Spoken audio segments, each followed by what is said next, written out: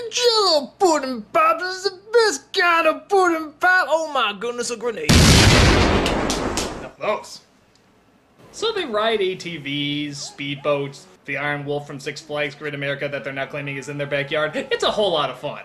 But he then comes across some bad news. Apparently Larroquette put a bomb on his parents' plane and they crashed into the ocean. They managed to stay afloat, but sadly nobody can find them.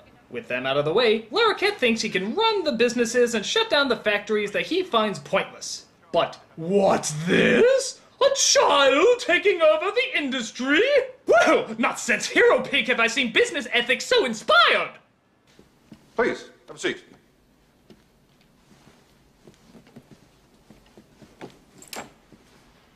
Okay, I'm not gonna lie, that was pretty badass.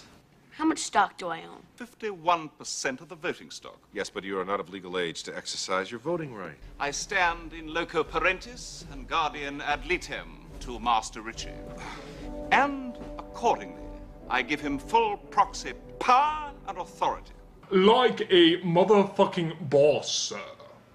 So Richie is now running things, and, like always, he does a good job of it. You know, wouldn't it be more awesome in one of these movies if the hero just crashes and burns the company? Billy Bean has tried to reinvent a system that's been working for years. Hey, Daddy, do you think you'll lose your job? You're discounting what scouts have done for 150 years? What the hell am I doing? Just not working out.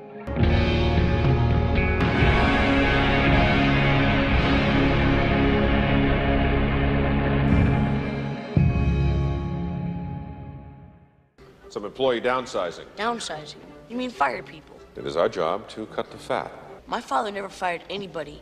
He always said that when people are secure in their jobs, they work harder, they work happier, they work better.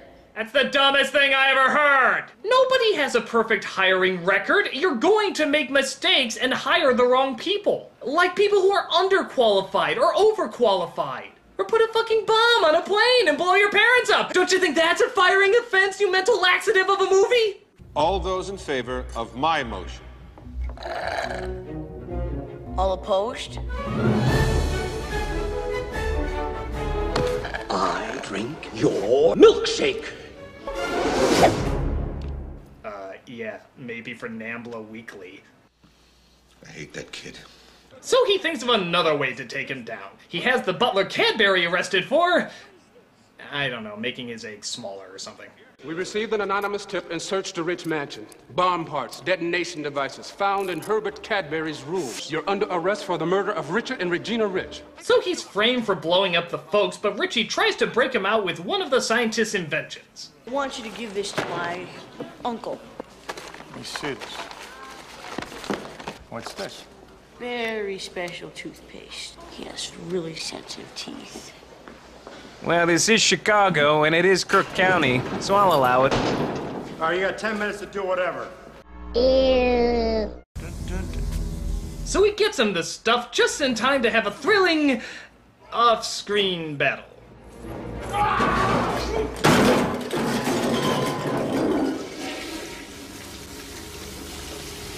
Huh, that saved us a lot of money. So he breaks out and they put together that Larroquette is behind everything. But Larroquette also finds out that the vault he wants to get into is voice activated by the parents. And guess who they just found?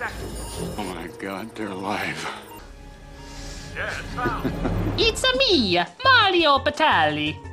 So he calls in the Burger King Kids Club, and in an ironic twist, Culkin is actually trying to break into the house this time. Oh, I do hope his head gets burned by a flamethrower. Richie, you wouldn't believe what they did to me. It was inhuman. They see that the scientist has been kidnapped. Wait, nobody was guarding him? And he sees if he can whip up a diversion to distract the guards. What does he use? Bubbles. Fucking bubbles! The heck? And by the way, what the hell is up with the adult mother staying behind while the young little kids go in to save the day? Maybe she sees them like the canary you send in before entering a coal mine. This calls for a fat guy moment. You guys go on ahead. I'll be just a second. Okay. My inventions! What? My inventions! Mayan vengeance? My inventions! Mighty pensions? My inventions! Ma's infections? My inventions! Marty's steakhouse? My inventions! Shoo!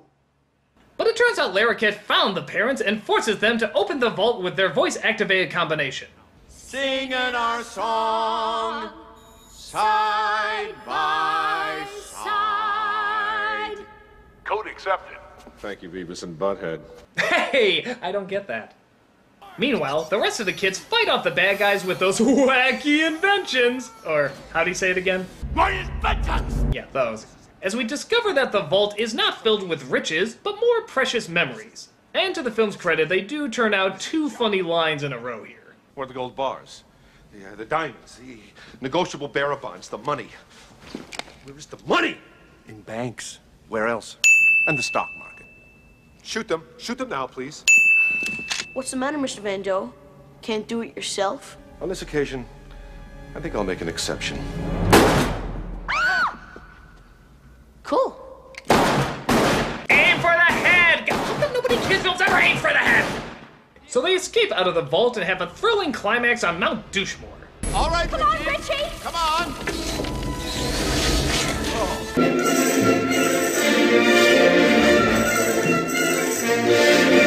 Now off you go. Oh, cut the crap and stop pushing!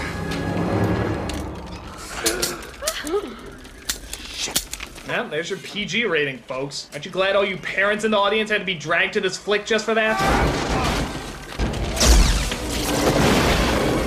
Oh my God, my nose!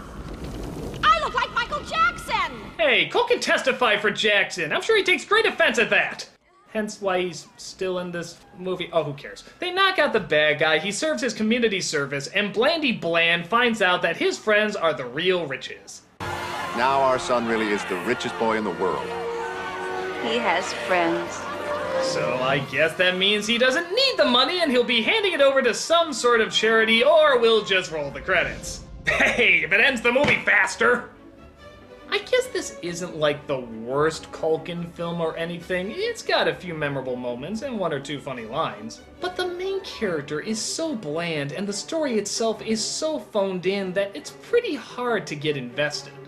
I will admit I did sort of like the butler character, as he seemed much more protective and caring than Richie's parents. But yeah, how about Richie's parents? Did they ever learn anything? Did they ever discover how to raise a kid better? Was there ever a story arc? Did they find out anything about their money or their son? I don't think this movie cared enough to answer that question. Hell, I don't even think it cared enough to ask it. It's just a last-ditch effort to cash in on a kid celebrity status before his testicles drop. If you want to get rich in life, start saving your money by not buying this piece of crap. I'm the Nostalgia Critic. I remember it so you don't have to. Or play the stock market. That usually helps too.